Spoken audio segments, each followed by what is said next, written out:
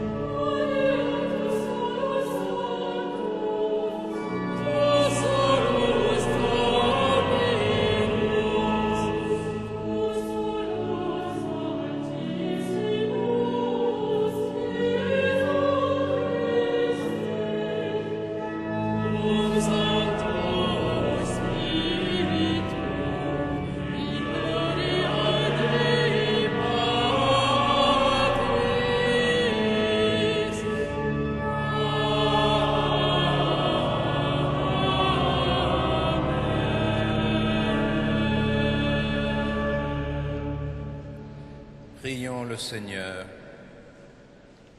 Dieu notre Père, toi qui as merveilleusement créé l'homme et plus merveilleusement encore rétabli sa dignité, fais-nous participer à la divinité de ton Fils, puisqu'il a voulu prendre notre humanité. Lui qui vit et règne avec toi et le Saint-Esprit, maintenant et pour les siècles des siècles.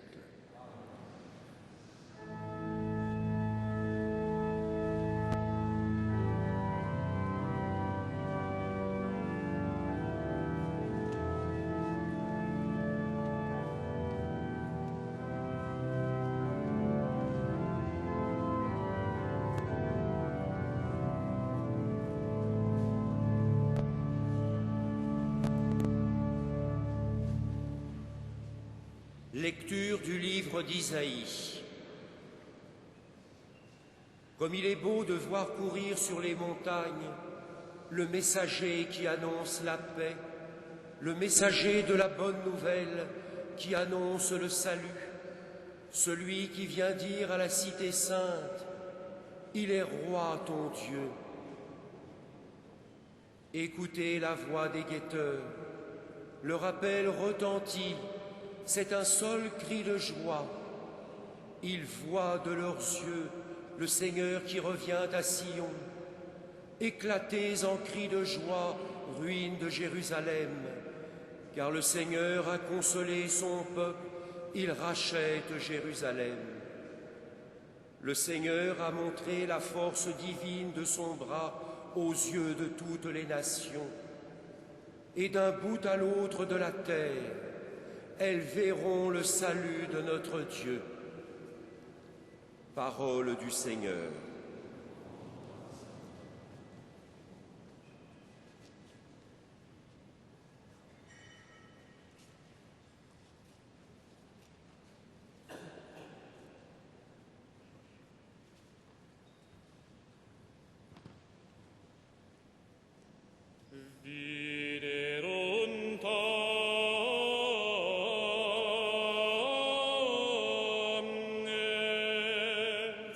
Fides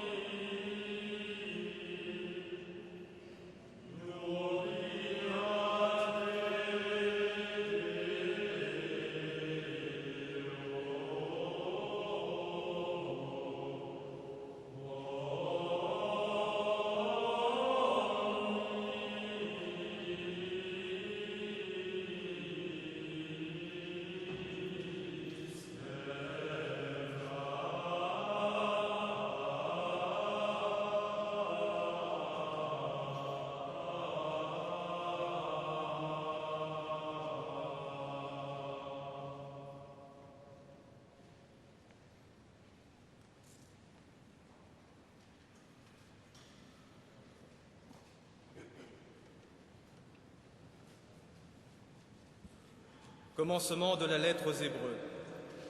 Souvent, dans le passé, Dieu a parlé à nos pères par les prophètes sous des formes fragmentaires et variées. Mais, dans les derniers temps, dans ces jours où nous sommes, il nous a parlé par ce Fils qu'il a établi héritier de toutes choses et par qui il a créé les mondes. Reflet resplendissant de la gloire du Père, expression parfaite de son être, ce Fils qui porte toutes choses par sa parole puissante, après avoir accompli la purification des péchés, s'est assis à la droite de la majesté divine au plus haut des cieux. Et il est placé bien au-dessus des anges, car il possède par héritage un nom bien plus grand que les leurs. En effet, Dieu n'a jamais dit à un ange « Tu es mon fils, aujourd'hui je t'ai engendré », ou bien encore « Je serai pour lui un père, il sera pour moi un fils ». Au contraire, au moment d'introduire le premier-né dans le monde à venir, il dit que tous les anges de Dieu se prosternent devant lui. Parole du Seigneur.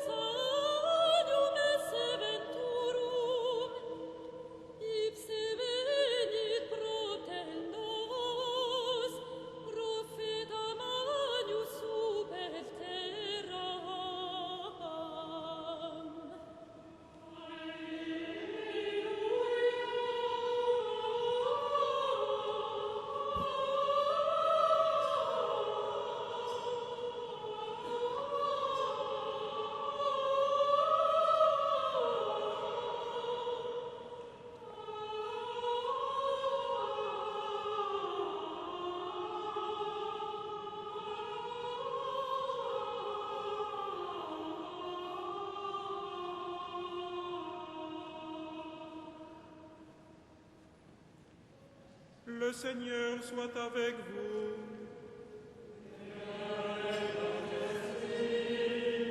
Commencement de l'Évangile de Jésus-Christ selon saint Jean.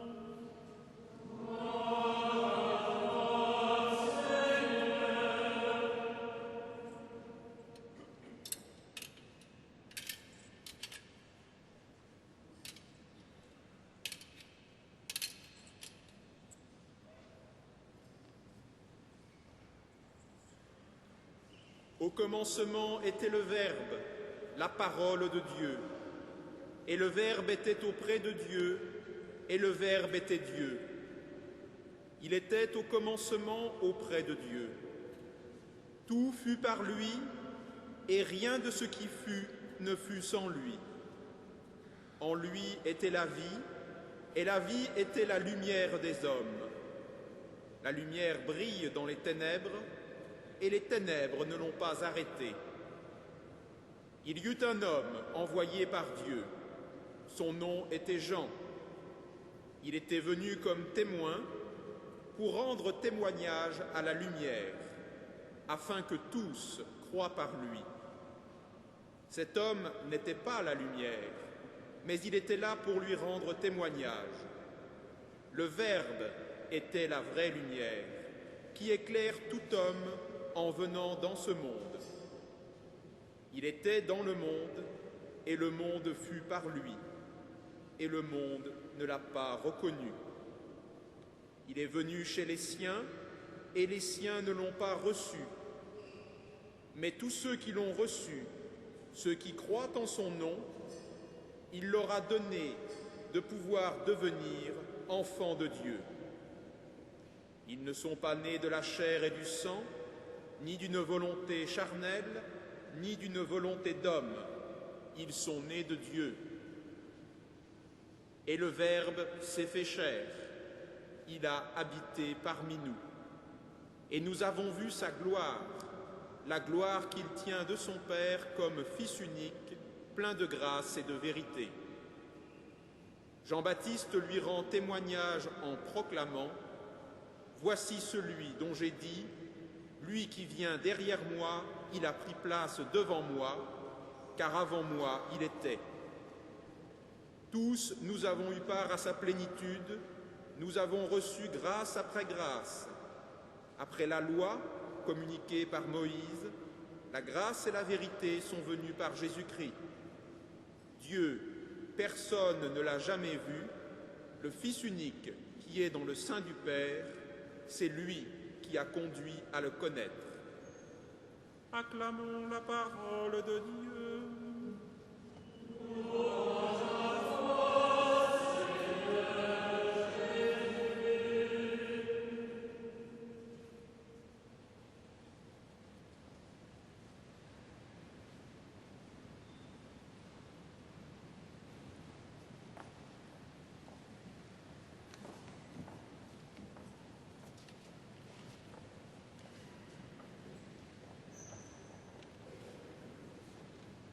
Le Seigneur a montré la force divine de son bras aux yeux de toutes les nations, et d'un bout à l'autre de la terre, elles verront le salut de notre Dieu.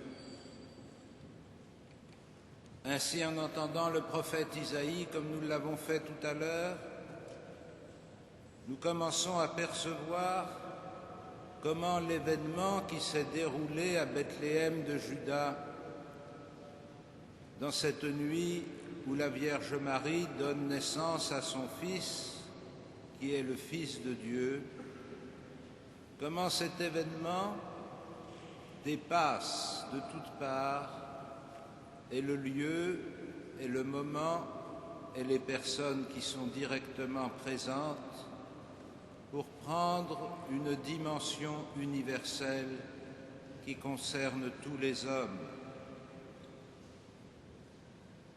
Les nations de toute la terre verront le salut de notre Dieu. Vous le savez, dans quelques jours, la liturgie nous invitera à faire mémoire de cet hommage des nations au roi des Juifs que cherchent les mages savants venus de pays lointains de l'Orient et qui seront conduits par l'étoile à reconnaître ce roi des Juifs dans l'enfant nouveau-né.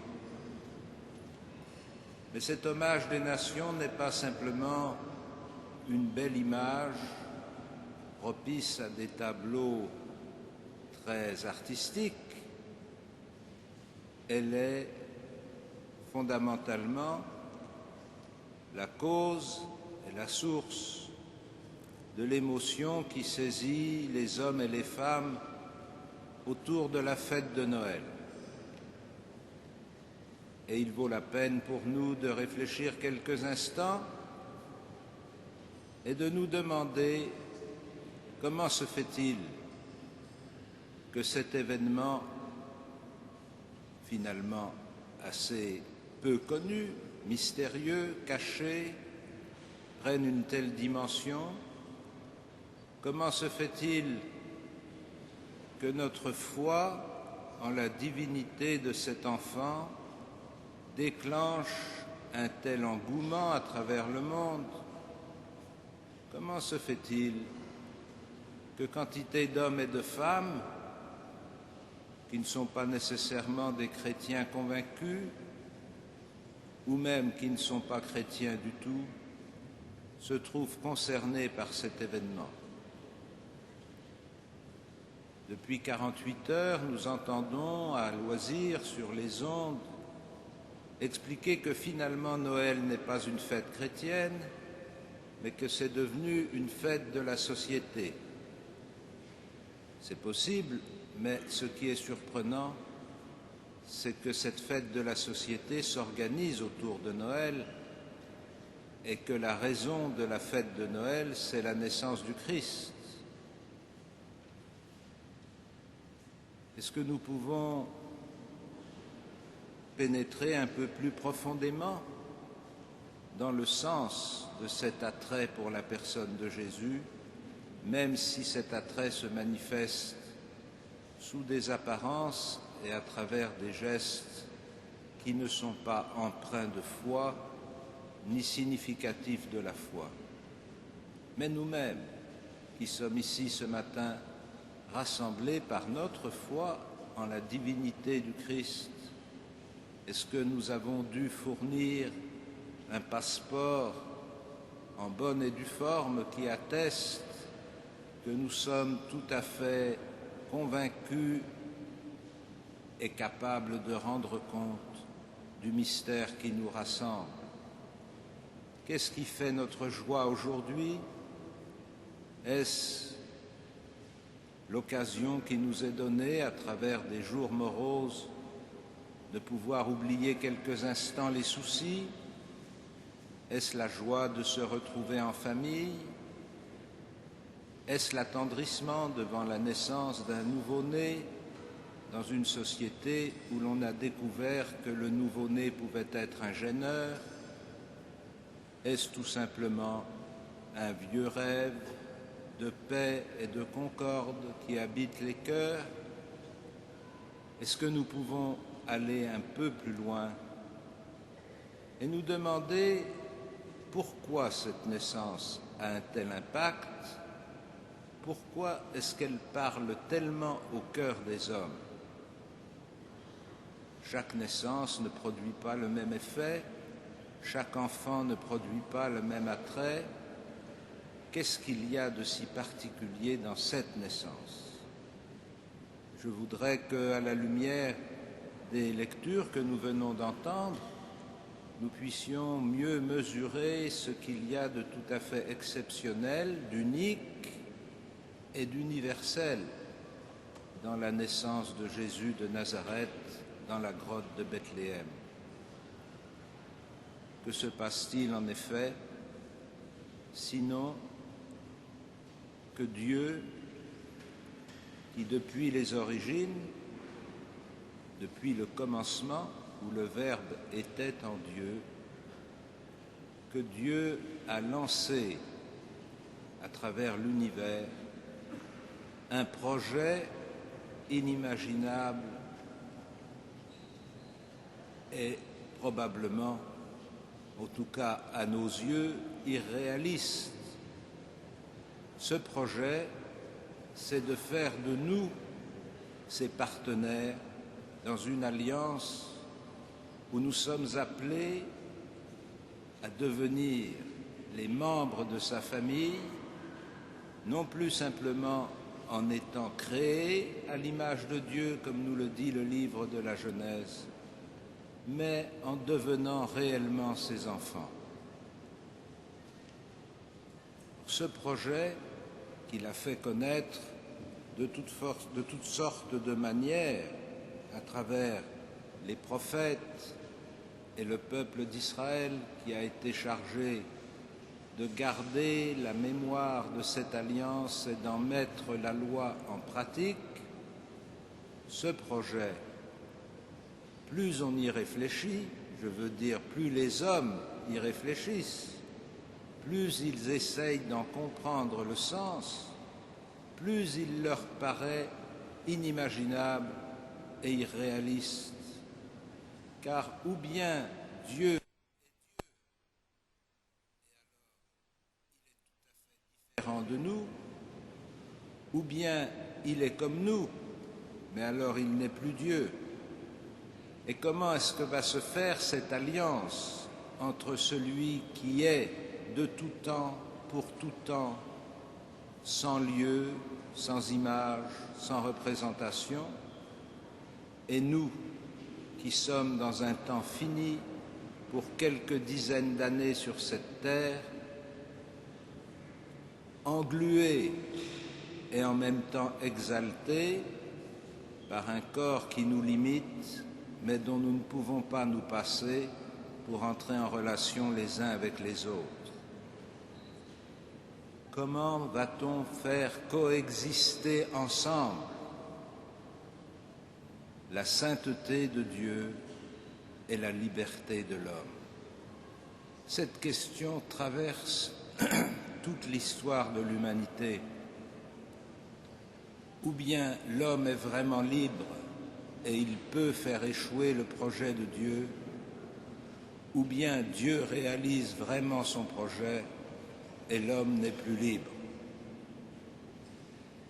C'est une sorte de piège mental dans lequel nous sommes enfermés et duquel nous ne pouvons pas sortir s'il n'y a pas quelque part, de quelque façon, une brèche qui fait pénétrer la réalité de Dieu saint dans la plénitude de notre humanité, et cette brèche, c'est Dieu lui-même qui vient en nous, non pas simplement pour nous parler, non pas simplement pour nous exhorter, non pas simplement pour nous donner ses commandements, non pas simplement pour nous appeler à l'alliance, non pas même simplement pour nous appeler à la sainteté et à la conversion, mais pour partager réellement humaine, hormis le péché. Si Dieu a percé le mur qui sépare la réalité divine de la réalité humaine, alors l'histoire des hommes change. Certes, chacun d'entre nous connaîtra la mort. Certes, chacun d'entre nous connaîtra les combats de la liberté pour choisir le bien ou le mal. Certes, chacun d'entre nous vivra des relations avec ses contemporains, avec ses semblables, qui seront tantôt heureuses, tantôt malheureuses. Chacun d'entre nous connaîtra les drames de la vie et l'humanité dans son ensemble connaîtra les drames que nous savons de la maltraitance, de la famine, de la violence, de la guerre, de l'écrasement de tant d'hommes et de femmes à travers les siècles. Tout cela est vrai, tout cela, c'est notre expérience de l'histoire des hommes. Mais la question à laquelle nous sommes confrontés est la suivante: est-ce que nous sommes enfermés dans cette histoire? Est-ce que nous sommes condamnés fatalement à subir l'écrasement de la dignité humaine par les forces du mal qui sont à l'œuvre dans le monde, ou bien est-ce qu'il y a réellement une issue? Est-ce qu'il y a réellement une espérance? Est-ce qu'il y a réellement un salut? En reconnaissant le Fils de Dieu dans Jésus de Nazareth, fils de Marie, nous sommes invités à témoigner devant les hommes que l'humanité n'est pas perdue. Nous sommes invités à nourrir en nous la certitude que Dieu n'abandonne pas la création qu'il a mise en route. Nous sommes invités à reconnaître que quels que soient les défauts de notre itinéraire, quels que soient nos refus d'aimer, quel que soit notre péché, il y a une espérance de miséricorde et de pardon.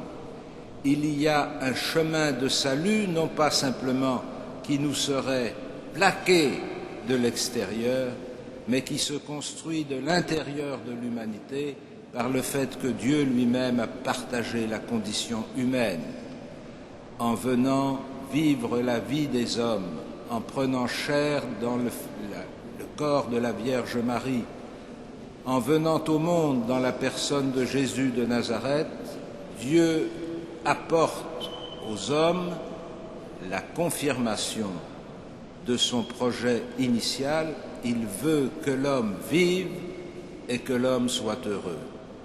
Dieu n'abandonne jamais ses dons, Dieu n'abandonne pas sa promesse, Dieu ne renonce pas à son ambition pour l'humanité, il vient lui-même pour l'accomplir avec nous. Cette certitude que désormais l'homme n'est plus seul face aux contraintes de l'existence, cette certitude que désormais le chemin de toute vie humaine qui aboutit à la mort n'est pas enfermé dans la mort, mais appelé à vivre au-delà de la mort. Cette certitude que chacun et chacune d'entre nous, par l'exercice de sa liberté, peut coopérer au plan ambitieux et inimaginable de Dieu, de faire de nous ses partenaires et de faire de nous des saints.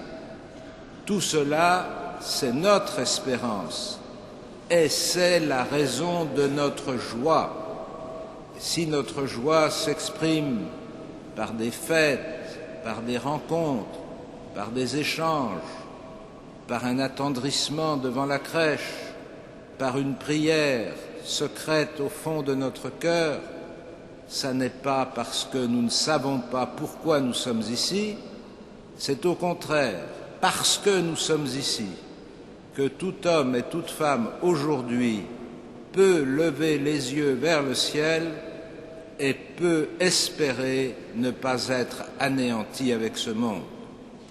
Frères et sœurs, la joie que nous recevons devant la crèche et la nativité du Christ est un trésor qui nous est confié pour le partager et le présenter au monde. Oui, d'un bout à l'autre de la terre, les nations verront le salut de notre Dieu, si déjà nous-mêmes, aujourd'hui, en vénérant le Christ nouveau-né, nous découvrons avec joie et enthousiasme qu'il est venu pour que nous ayons la vie et que nous l'ayons en plénitude. Amen.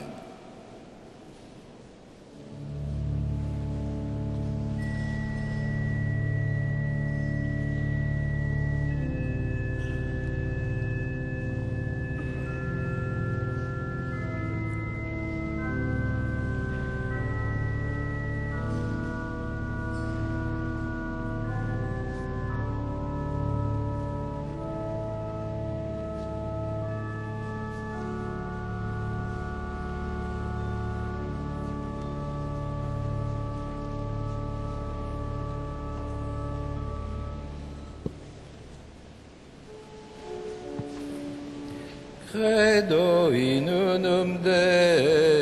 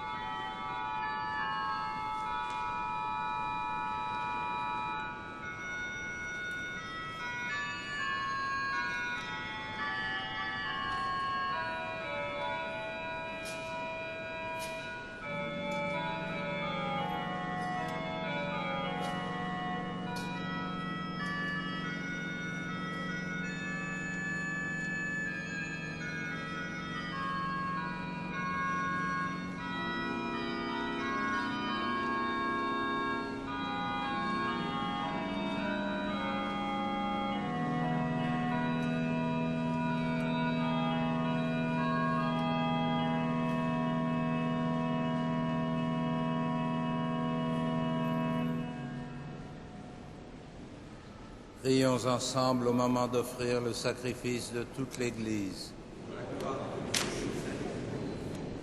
Accepte, Seigneur, l'offrande que nous te présentons en ce jour de fête, car elle est le sacrifice qui nous rétablit dans ton alliance et fait monter vers toi la parfaite louange par Jésus le Christ, notre Seigneur. Dominus vobiscum. Et cum spiritu tuo. Sursum cordam. Habemus ad Dominum. Gratias agamus Domino Deo nostro. Dignum et justum est. Vere dignum et justum est, ecum et salutare. Nos tibi semper et ubique gratias agere. Domine Sancte Pater Omnipotens Aeterne Deus, quia per incarnati verbi mysterium novamentis nostre oculis lux tue claritatis infulsi, ut dum visibiliter Deum cognoscimus, perunc et invisibilium amorem rapiamus. Et ideo cum angelis et archangelis, cum tronis et dominationibus, cumque omnia militia celestis exercitus, hymnum gloriae Tuae canimus, sine fine dicentes.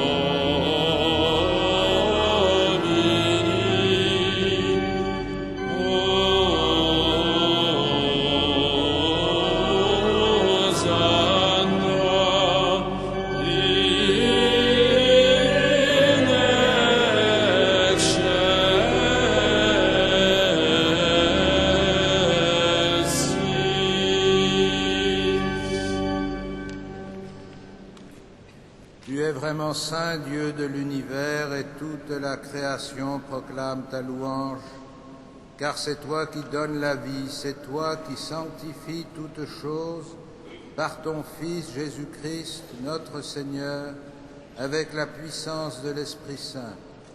Et tu ne cesses de rassembler ton peuple afin qu'il te présente partout dans le monde une offrande pure. C'est pourquoi nous voici rassemblés devant toi, et dans la communion de toute l'Église, nous célébrons le jour très saint où Marie, dans la gloire de sa virginité, enfanta le Sauveur du monde.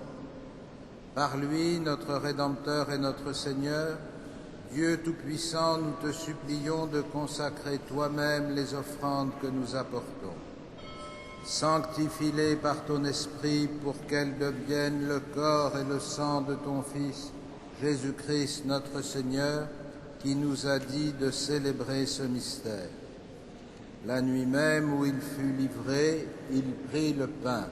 En te rendant grâce, il le bénit, il le rompit et le donna à ses disciples en disant : « Prenez et mangez-en tous, ceci est mon corps livré pour vous. »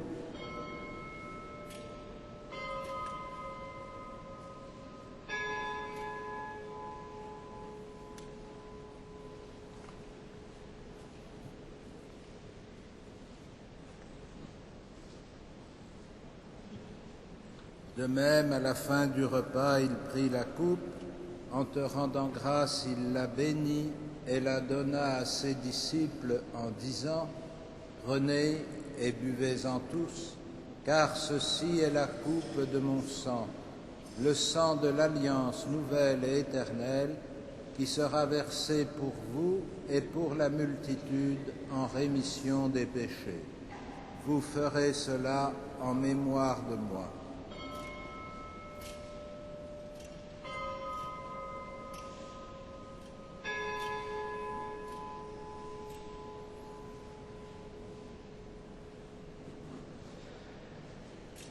Il est grand le mystère de la foi. Nous proclamons ta mort, Seigneur Jésus. Nous célébrons ta résurrection. Nous attendons ta venue dans la gloire. En faisant mémoire de ton Fils, de sa passion qui nous sauve, de sa glorieuse résurrection et de son ascension dans le ciel, alors que nous attendons son dernier avènement, nous présentons cette offrande vivante et sainte pour te rendre grâce. Regarde, Seigneur, le sacrifice de ton Église et daigne y reconnaître celui de ton Fils qui nous a rétablis dans ton alliance.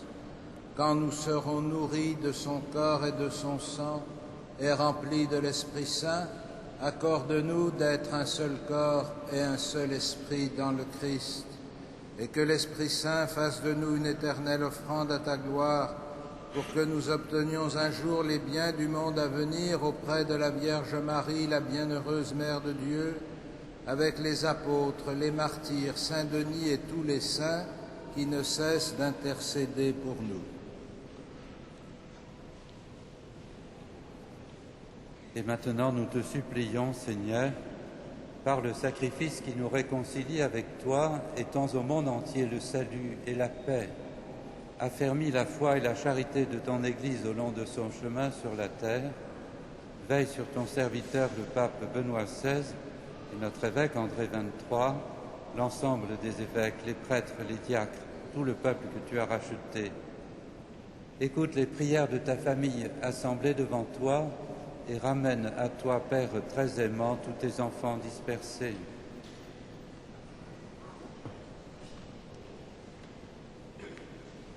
Pour nos frères défunts, pour les hommes qui ont quitté ce monde et dont tu connais la droiture, nous te prions. Reçois-les dans ton royaume où nous espérons être comblés de ta gloire. Tous ensemble et pour l'éternité, par le Christ notre Seigneur, par qui tu donnes au monde toute grâce et tout bien. Par lui, avec lui et en lui.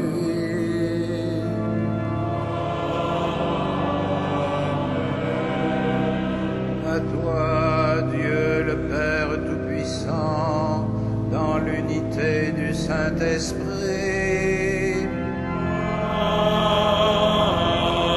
Amen. Tout honneur et toute gloire pour les siècles des siècles.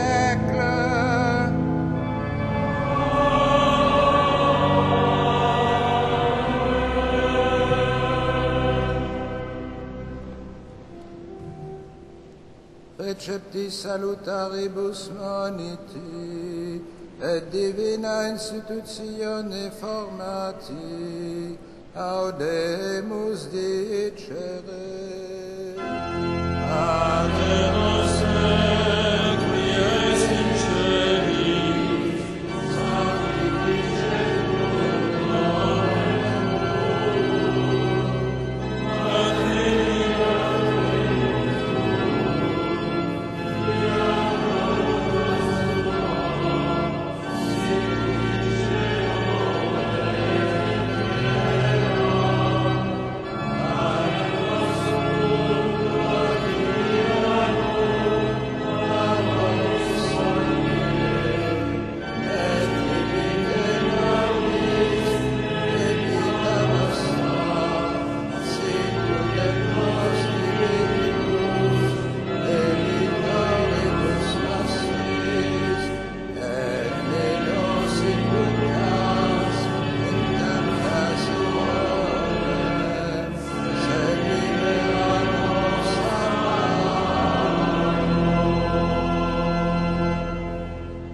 Délivre-nous de tout mal, Seigneur, et donne la paix à notre temps. Par ta miséricorde, rends-nous libres du péché, rends-nous forts devant les épreuves en cette vie, où nous espérons le bonheur que tu promets et l'avènement de Jésus-Christ, notre Sauveur.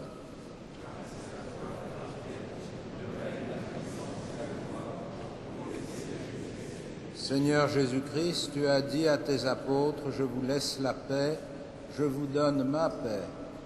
Ne regarde pas nos péchés, mais la foi de ton Église.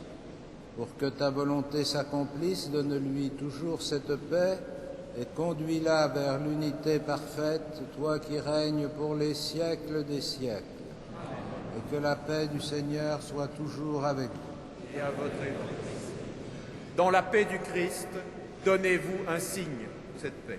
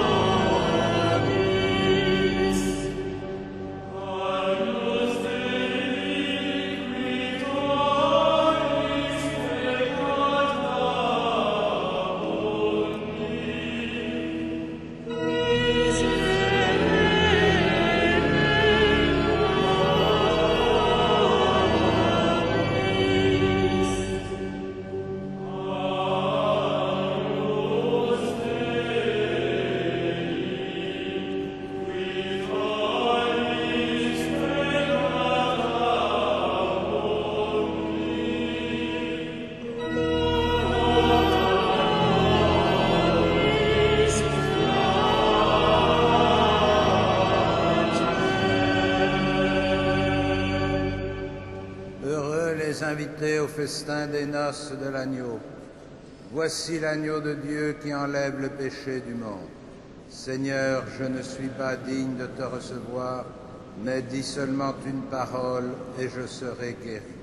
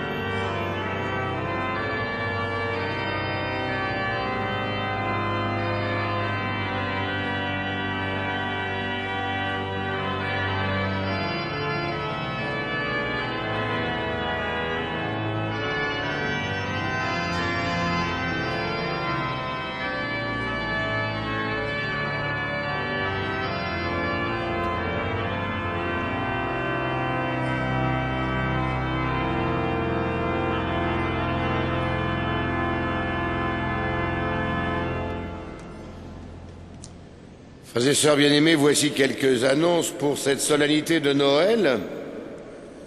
Tout d'abord, cet après-midi, à 16h30, l'audition au Grand Orgue par Philippe Lefebvre, titulaire du Grand Orgue, qu'on entend actuellement d'ailleurs. L'entrée est libre. À 17h45, les vêpres solennelles et à 18h30, la dernière messe de Noël présidée par Monseigneur Beau, évêque auxiliaire de Paris. Samedi et dimanche, les messes et les horaires des offices auront lieu comme d'habitude. Vous êtes invités également à participer, si vous le voulez, à l'audition d'orgue et au spectacle Lumen Delumine et la visite de la crèche en nocturne selon les horaires qui vous sont donnés.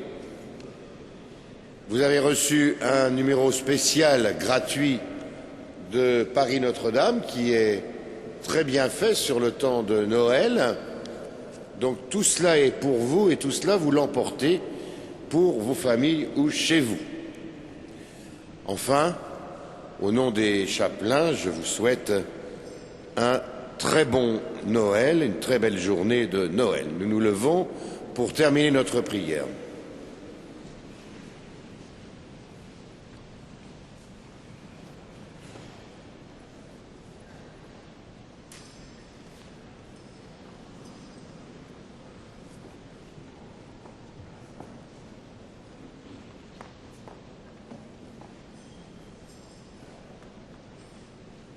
Dieu notre Père, nous t'en prions, puisque le Sauveur du monde, en naissant aujourd'hui, nous a fait naître à la vie divine, qu'il nous donne aussi l'immortalité, lui qui vit et règne avec toi et le Saint-Esprit, maintenant et pour les siècles des siècles.